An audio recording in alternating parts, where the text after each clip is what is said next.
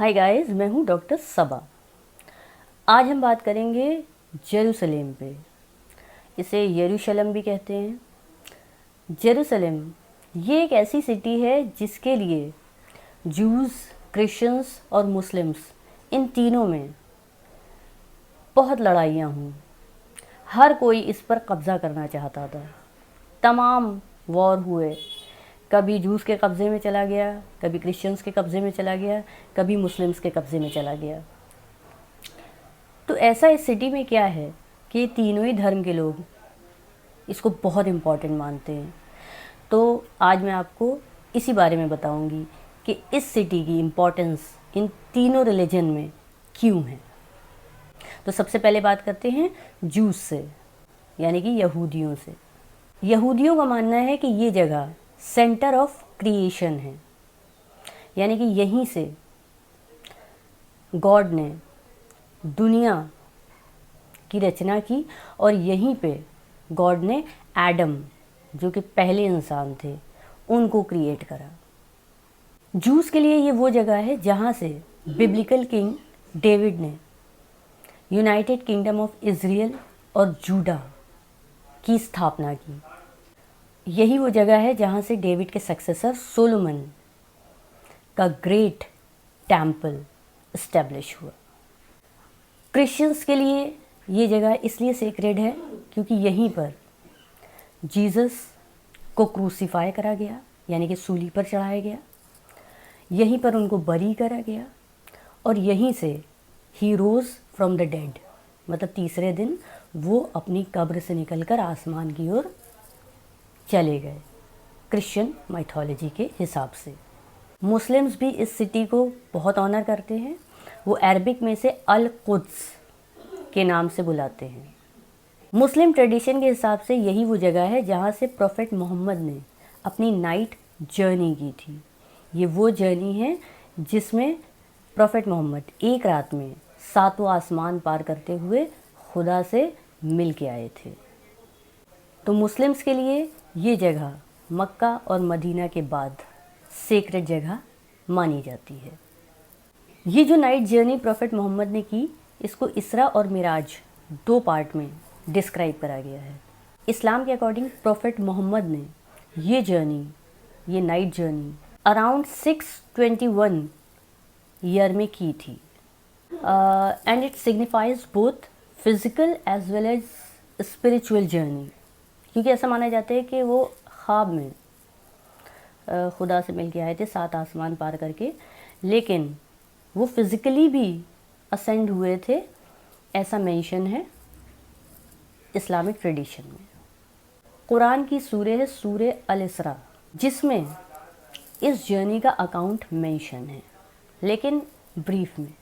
Greater detail इस night journey की हदीस में मिलती है। ऐसा माना जाता है, ऐसा कहा जाता है कि प्रोफेट मोहम्मद ने ये night journey ascension to the heaven एक म्यूल लाइक विंग्ड बीस्ट पर बैठ के की थी, जिसको इस्लाम में बुराक कहा गया है। जेरूसलेम में ही डोम ऑफ रॉक एक श्राइन है, वर्ल्ड फेमस है। इसके बारे में भी आपको बताते हैं कि इन तीनों ट्रेडिशन, इस्लामिक, क्रिश्चियन और जूस में, इन तीनों ट्रेडिशन में इसका क्या महत्व है।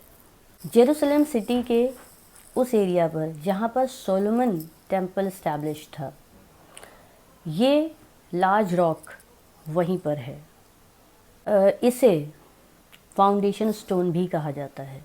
जैसे कि मैंने आपको बताया, जूश ट्रेडिशन के हिसाब से यही वो जगह है जहाँ पर गॉड ने दुनिया की संरचना की और एडम को बनाया।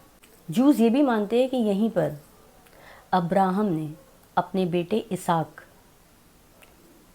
का सैक्रिफाइस भी दिया, और यही वो जगह है जहाँ पर जैकब ने ये ख्वाब देखा एक सीढ़ी का जो हेवन तक जाती है, और यही वो जगह है जहाँ पर आर्क ऑफ कोवेनेंट रिजाइड करता है, हॉली ऑफ द हॉलीज सोलोमन टेम्पल में।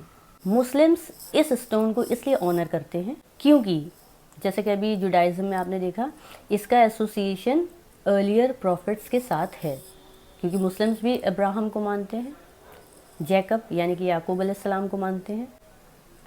लेकिन फ़र्क ये कि जैसे कि जुडाइज़म में बताया गया कि अब्राहम ने अपने बेटे इसाक का सैक्रिफाइस यहाँ पर दिया था, जबकि मुस्लिम ट्रेडिशन में ऐसा माना जाता है कि अब्राहम अलैहिस्सलाम ने अपने बेटे इसाक नहीं बल्कि इस्माइल को सैक्रिफाइस के लिए लिटाया था, वो भी यहाँ पर नहीं, मिना में। मिना एक जगह है जो कि मक्का के ईस्ट में स्थित है।